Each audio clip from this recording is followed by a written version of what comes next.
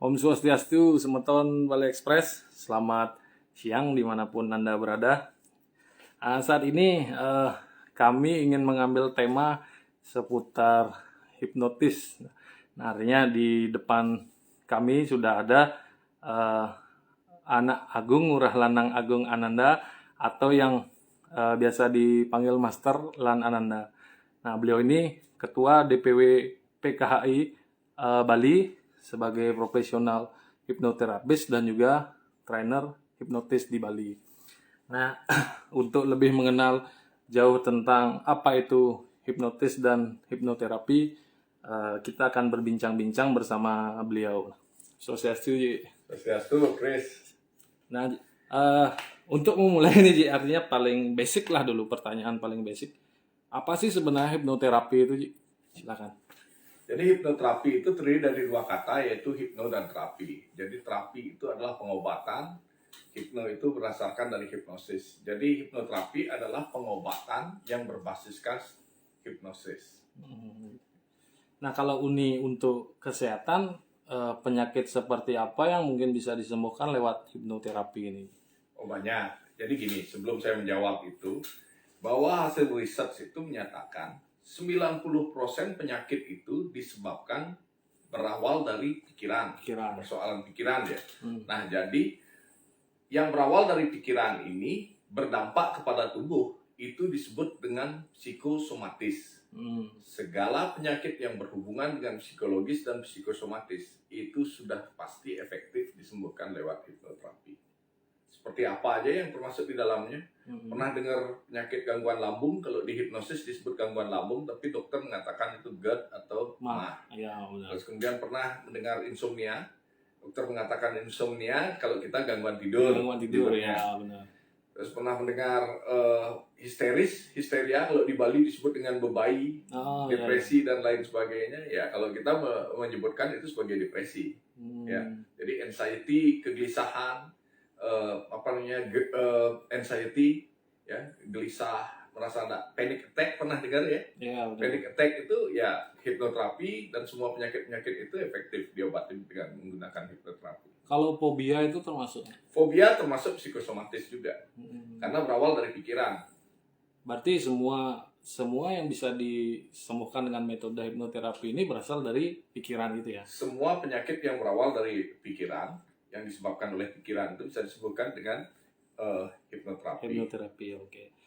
Nah, karena ini berhubungan dengan penyakit, kan otomatis pasti bisa disembuhkan. Nah, mungkin berapa lama proses penyembuhan ini dan apakah berbeda sesuai dengan keluhannya? Jadi gini, tergantung pada orangnya. Ketika kita berbicara penyakitnya sama adalah penyakit MAH misalnya. Yang akan dicari oleh seorang hipnoterapis itu apa yang menjadi pemicunya. Kalau katakanlah rekan-rekan dokter mengatakan, oh kamu jangan minum kopi, jangan minum ini, itu dan lain sebagainya. Kalau dari kacamata hipnoterapi, MAH itu dipicu bukan dari makanan, tetapi dipicu oleh stres, dipicu oleh gangguan pikiran, kurang tidur. Jadi biasanya kalau orang anxiety, penyakit gelisah ya namanya, atau kecemasan yang berlebih, itu efeknya pasti gangguan lambung, sulit tidur, dan sejenisnya. Itu yang terjadi. Karena otak dan perut itu berkomunikasi miliaran kali dalam waktu satu hari. Jadi ketika kita stres, perut mengalami gangguan. Itu yang terjadi. Oh gitu. Berarti memang awalnya dari pikiran. Semua berawal dari pikiran. Oke, ya.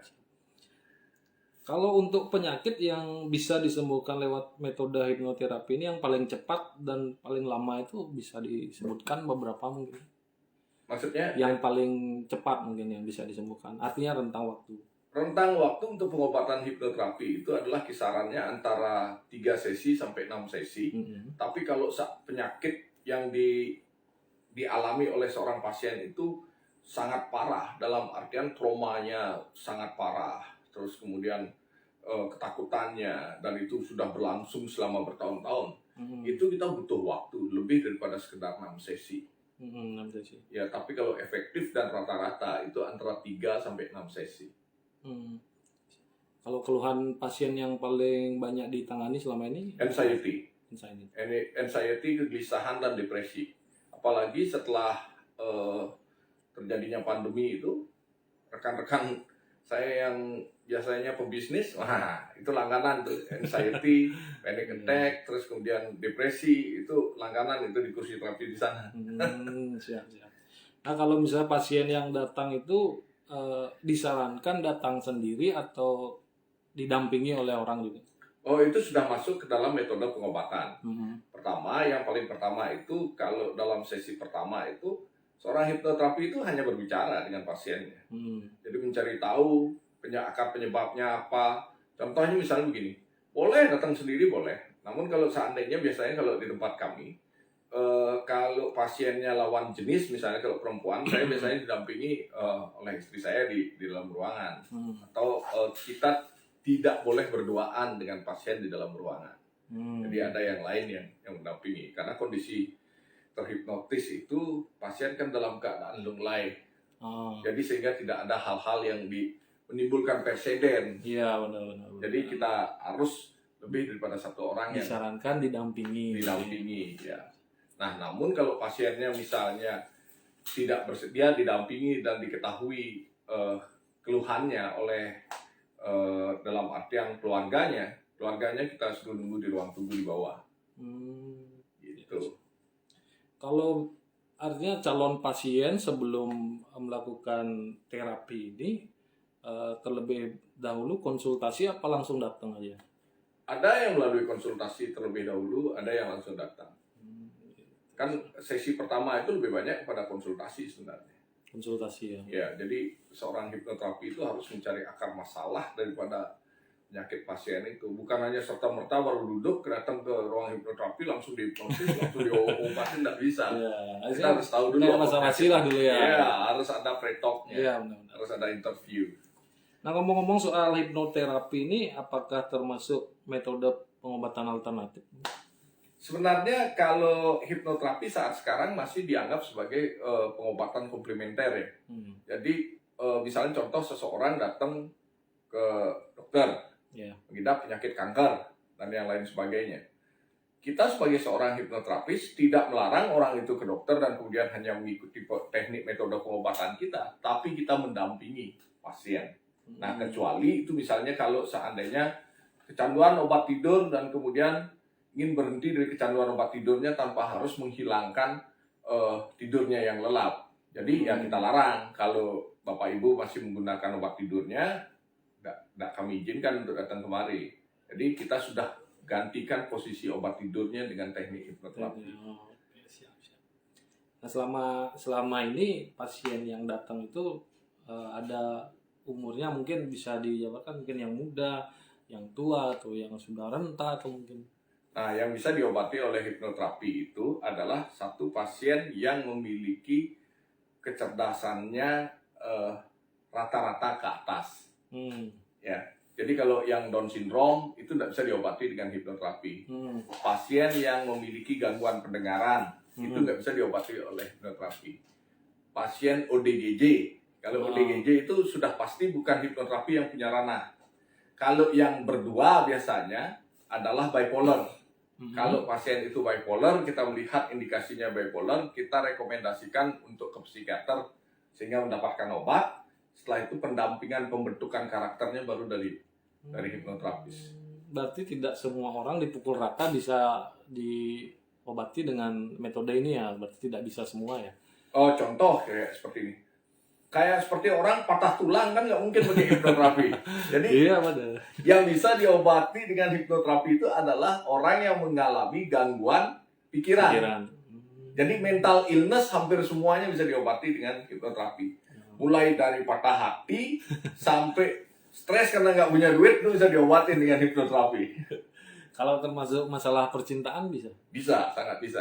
Nah, bagi Semeton Balai Express yang ada masalah percintaan bisa langsung hubungi beliau Master Lan. Iya, kan patah hati itu soal rasa kan. Iya, benar. Jadi saya tegaskan, hipnoterapi, hipnosis itu, pengobatan hipnoterapi atau hipnosis itu adalah pengobatan yang berhubungan dengan 3 hal. Yang berhubungan dengan pikiran, perasaan, dan perilaku. Nah, yang pikiran itu gimana? Yaitu stres, depresi, dan lain sebagainya. Terus kemudian perasaan ya itu tadi. Rasa cinta, terus kemudian patah hati, terus perilaku tuh mulai dari homoseksual, terus kemudian perilaku OCD, pernah dengar OCD ya? Pernah. Nah, OCD, terus kemudian suka kleptomania, itu perilaku. Jadi 3 hal ini sudah pasti bisa diobati dengan hipnoterapi dan efektif. Nah, di pikiran itu kan ada tiga mungkin yang saya pernah dengar, ada pikiran tidak sadar, Ya. pikiran alam sadar gitu ya. Pikiran sadar, pikiran bawah bawah sadar. sadar. Nih Krisna nih udah pernah dapat ilmu nih dari seorang hipnoterapis ini. Bisa dijelaskan sih apa itu? Ya, pertama pikiran. kita bicarakan, kan di tubuh manusia itu ada otak. Hipnoterapi itu tidak berurusan dengan otak, tetapi buah kerja otak itu namanya pikiran. Nah, pikirannya ini ada 3. Pikiran tidak sadar itu bukan ranah kita. Pikiran tidak sadar itu adalah ranah Tuhan. Karena itu berfungsi untuk mengatur sistem anatomi biologi dari manusia. Contohnya begini, kerja jantung, kerja ginjal, dan lain sebagainya, bla bla bla, itu sudah diatur. Kan tidak ada yang nyuruh. Jantung itu harus berdenyut sekian detik, dan lain sebagainya. Itu udah Tuhan yang punya. Nah, sedangkan yang kedua adalah pikiran sadar. Pikiran sadar itu adalah pikiran di mana letak analitik, ya, kemudian proses menganalisa, itu hanya sekitar 12% maksimal. Sedangkan pikiran bawah sadar itu mengatur fungsi tubuh kita sebanyak 88% sampai 90%. Dalam artian gini, Chris datang ke sini, karena udah sering misalnya datang ke sini, kan nggak perlu Google Map. Iya, benar. Jadi udah langsung aja belok kanan, belok kiri, nggak ada yang mengarahkan, nggak perlu lihat daripada Google. Mau ke kantor. Itu udah, karena itu sudah tertanam di pikiran bawah sadar. Nah, sekarang contohnya beberapa orang yang tertanam di pikiran bawah sadar. Pecandu rokok. Biasanya pecandu rokok itu ngerokok kalau selesai makan. Iya. Kalau nggak makan nggak enak, nggak ngerokok nggak enak rasanya habis makan, benar. ya kan? Itu karena tertanam di pikiran bawah sadarnya. Nah, ini para pecandu rokok ini ketika ingin berhenti merokok, apa yang ada di pikiran bawah sadarnya itu yang dirubah oleh seorang hipnoterapis. Sehingga dia tidak perlu lagi ngambil rokok ketika dia habis makan, karena itu sudah dirubah rasanya. Gitu. Jadi itu pikiran bawah sadar. Jadi 90% tubuh manusia itu dikendali oleh pikiran bawah sadar. Bagaimana penyakit itu muncul? Misalnya contohnya kesedihan, seperti yang dialami oleh Pak Ridwan Kamil kehilangan anaknya. Saat sekarang mungkin beliau masih kuat. Tapi kalau ini dikelola dengan salah, tertanam di pikiran bawah sadarnya, 10-15 tahun yang ke depan, itu bisa menjadi prolonged grief disorder namanya. Prolonged grief disorder ini adalah sebuah penyakit psikosomatis yang muncul akibat kehilangan orang yang dicintai. Efeknya mana? Mulai sulit tidur, ngelindur, ngomong sendiri, halusinasi, dan lain sebagainya, itu bisa saja terjadi. Banyak yang mengalami hal seperti itu, kehilangan suami, kehilangan anak, kehilangan orang-orang yang dicintai, pasangan, termasuk patah hati. Itu bisa menjadi prolonged grief disorder. Siap. Berarti itu sekilas penjelasan tentang 3 pikiran itu. Dan ini yang menarik ini, Ji, mungkin. Selama ini hipnoterapi atau hipnotis mendapat stigma buruk di masyarakat. Nah, sebagai seorang master dan seorang profesional, bagaimana tanggapannya? Jadi gini, tanggapan saya kalau waktu jadi ketua PKHI ya, setelah saya menjadi ketua PKHI Bali, yang saya lakukan pertama adalah setiap kali orang atau menyatakan kejahatan dengan mengatakan bahwa dirinya terkena hipnotis, PKHI wajib melindungi anggotanya yang terdiri dari para hipnotis profesi seperti hipnoterapis dan lain sebagainya. Kita langsung somasi ke orang yang menyatakan bahwa dirinya terkena hipnotis. Kita buktikan apakah itu memang benar modus operandinya dengan menggunakan hipnotis atau enggak. 100% yang kami telusuri tidak ada korban hipnotis. Kenapa masyarakat menstigmakan itu hipnotis? Karena masyarakat tidak paham apa itu hipnotis. Contohnya, film perang yang kita tonton, film Rambo dan lain sebagainya, itu kelihatan dahsyat ledakannya. Semuanya itu menjadi nggak masuk akal. Seperti contoh film Fast and Fury. Kita semua bisa nyetir motor atau mobil kan? Memungkinkan nggak nyetir mobil seperti di film Fast and Fury itu? Untuk jadi tontonan kan jadi bagus. Ya. Sedangkan hipnotis sama kayak gitu. Orang bisa menghipnotis karena tontonan yang di televisi yang salah dan bohong. Orang menganggap itu hebat sekali hipnotis bisa mengungkap rahasia orang. Tidak ada ilmu seperti itu. Hipnotis tidak seperti itu. Hipnotis bisa mengakses pikiran bawah sadar, namun bukan untuk membuka aibnya seseorang. Hipnosis itu justru 3.000 kali lipat orang itu menjadi lebih pintar ketika dalam kondisi terhipnotis. Karena mungkin dia buka aibnya sendiri. Itu logikanya. Nah, inilah peranan daripada organisasi yang namanya PKHI itu, memberikan edukasi kepada masyarakat. Oh, hipnosis itu sekarang ini adalah untuk lebih banyak pengobatan, menolong orang banyak, terus menghilangkan stres. Bahkan hari Minggu besok, tanggal 24 besok ini, PKHI sudah bersama relawan Bali itu bekerja sama. Kita memberikan terapi gratisnya untuk pengobatan, terus mengatasi persoalan mental illness dan lain sebagainya di Bangli. Kita terus mengadakan edukasi dan kemudian melakukan bakti sosial untuk masyarakat, sehingga masyarakat tahu apa itu hipnosis. Siap. Nah, ini jadi pertanyaan mungkin, saat orang dihipnotis itu sebenarnya sadar atau tidak sadar? Kesadarannya meningkat ribuan kali lipat. Jadi orang terhipnotis itu bukan tidak sadar, dia sedang mengoptimasi pikiran tingkat tingginya. Bahkan pernah dengar orang pintar, pernah dengar orang yang punya indera keenam, pernah dengar orang indigo, pernah dengar orang yang bisa melihat alam astral, atau pernah mendengar namanya out of body, badannya kita keluar dan lain sebagainya. Itu hipnosis. Hanya di hipnosis yang ada. Contoh, orang Bali ini Bali Express ini kan lebih banyak di Bali ya. Orang Bali itu lupa kalau dia adalah makhluk hipnosis. Hipnosis itu, kehidupan manusia itu adalah aktivitas hipnosis. Contoh, pernah mendengar tumpuk bubuk? Kita membuat upacara untuk pohon, kalau di Bali berbicara sama pohon. Itu sebenarnya orang Bali sudah melakukan hipnosis kepada pohonnya dengan melakukan afirmasi, kamu nanti sekian bulan lagi, sekian minggu lagi adalah galungan, punya buah yang banyak ya. Sebenarnya untuk dijadikan sesajen galungan. Jadi dia mengharapkan dari pohon dengan memberikan afirmasi. Itu hipnosis. Zaman dulu ada namanya guna-guna. Zaman dulu ada orang yang mengatakan dia kena santet, kena pelet, kena guna-guna, pengasih-asih, atau bahkan sampai leak.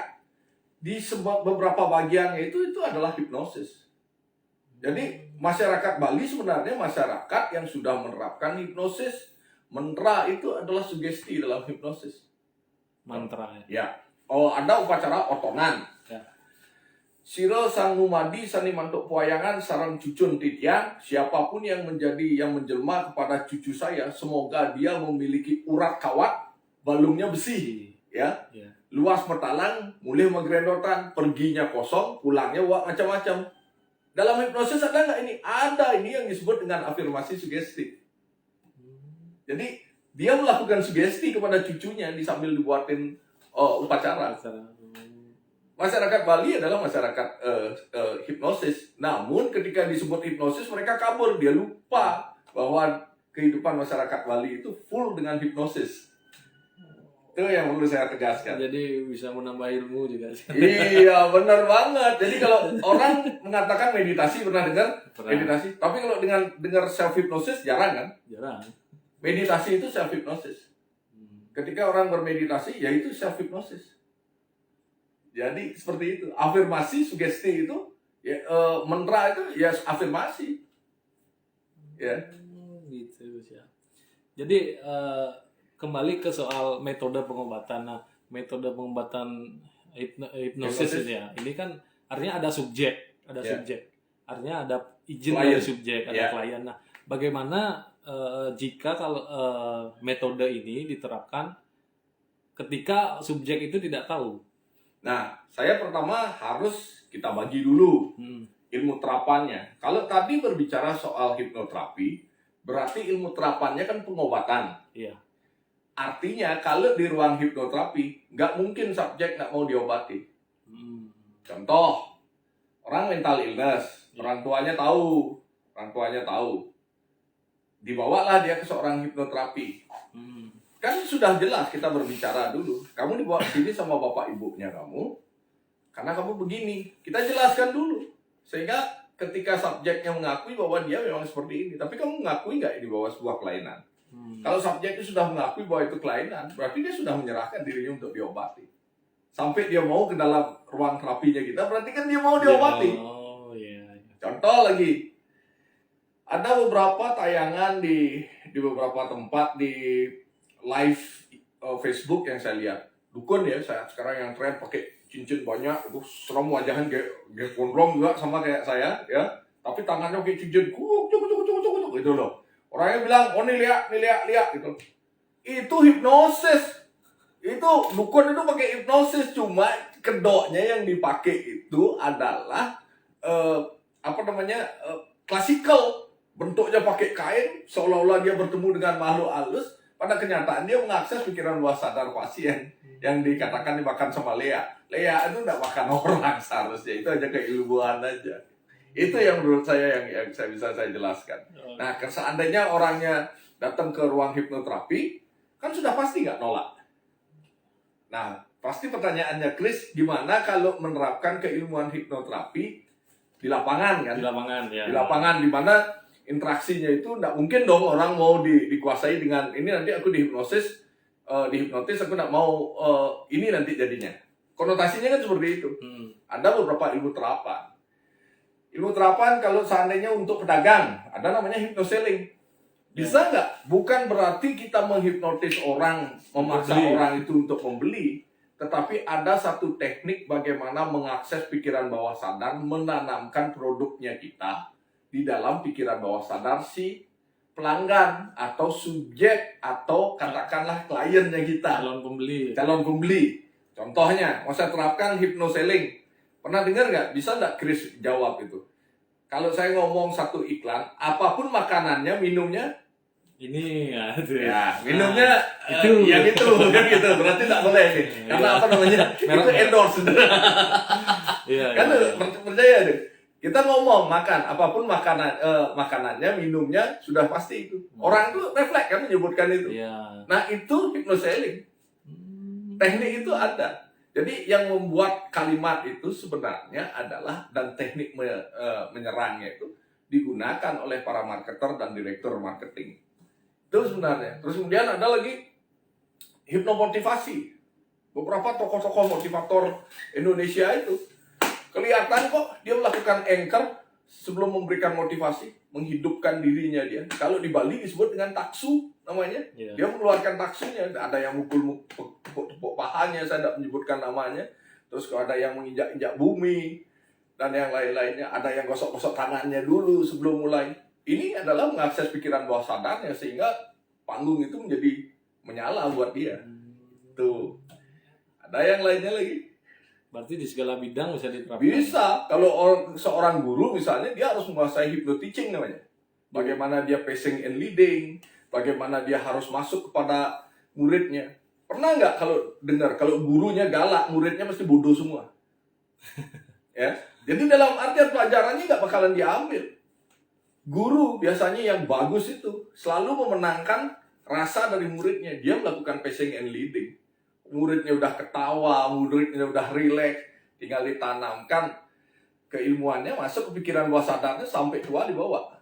Itu termasuk dalam hypnoteaching. Nah, sebentar lagi saya akan mengadakan yang namanya hypnoparenting. Bagaimana mendidik anak, kan ada sekolah jadi orang tua kan. Tapi sedikit tidaknya dalam hypnoparenting itu bagaimana menanamkan anak kita menjadi pemberani, biasanya seperti itu. Bagaimana menanamkan anak kita menjadi anak yang rajin dan berbakti. Terus bagaimana anak kita menjadi fokus dengan apa yang dia kerjakan.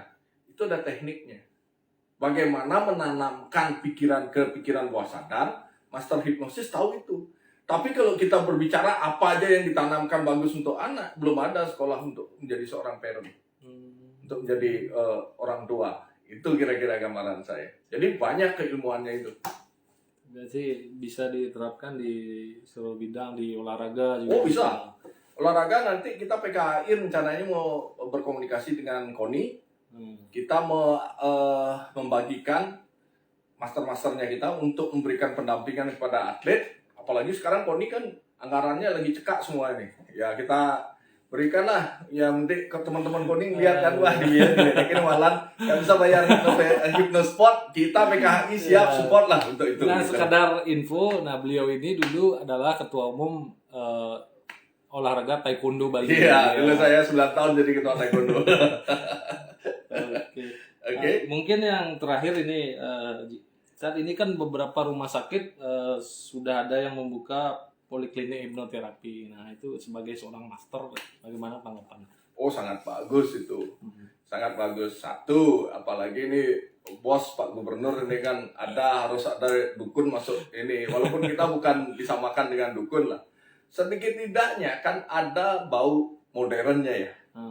Alternatif yang modern. Kita tidak disebut sebagai pengobat alternatif, tapi kita lebih cenderung sebagai pengobat komplementer dalam artian sebagai pelengkapnya. Saya di Gria Hipnoterapi ini, di Sense ini, di klinik saya ini sering menerima rekomendasi dari teman-teman dokter. Master, ini saya punya pasien secara klinis sarafnya bagus, semuanya bagus dan lain sebagainya. Saya sudah periksa semua clean, tetapi dia tetap mengakui bahwa ada sakit. Saya rekomendasikan ke master, saya obatin sembuh.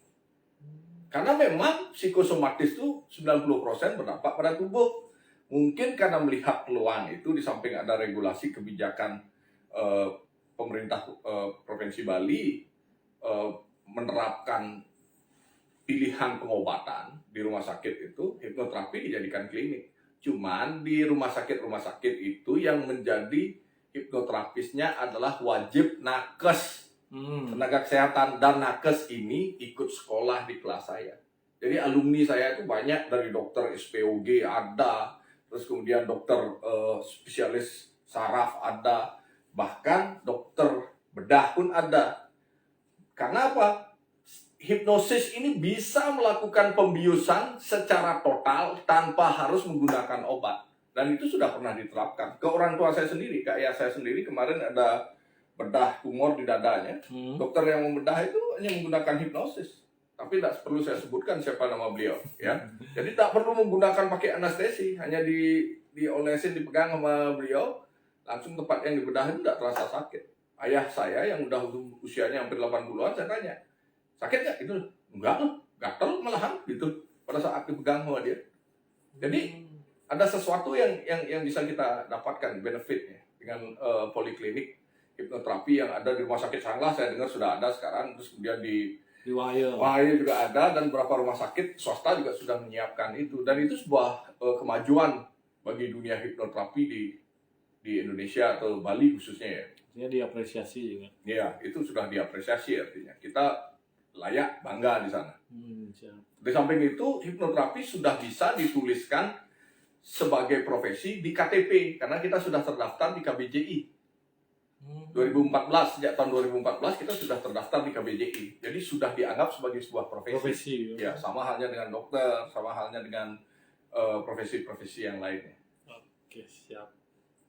Oke, Semeton Bali Express, mungkin sekian bincang-bincang dengan Master Lan Ananda. Mungkin ada Semeton yang ingin konsultasi atau ingin tahu tentang hipnoterapi, bisa cek di PKHI Bali atau dengan Master Lan Ananda di media sosial pasti banyak. Bisa disebutkan Jik, mungkin media sosialnya apa? Ya, kalau seandainya mau chat, ada namanya Sense Hypno Bali, itu IG atau Facebooknya, fanpage-nya boleh di follow itu di sana. Nanti di sana akan dijelaskan tentang banyak hal yang berhubungan dengan mental illness lah, penyakit-penyakit mental atau mental health, bagaimana menjaga kesehatan mental, terus kemudian menjaga kewarasannya kita ya.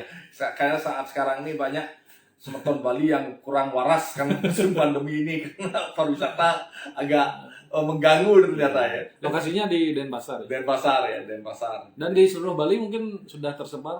Oh, banyak anggota PKHI sudah ada di seluruh Bali, bahkan udah di 34 provinsi itu sudah ada anggota PKHI ya. Okay. Itu ribuan jumlahnya itu. Okay. Saya hanya teritorial Bali saja. Okay. Ya. Nah, bagi Semeton Bali atau Semeton Bali Express, yang ingin mengenal lebih jauh atau konsultasi dan berbagai macam bisa cek di PKHI Bali. Oke, sekian wawancara kami kali ini. Om Santi Santi Santi. Santai.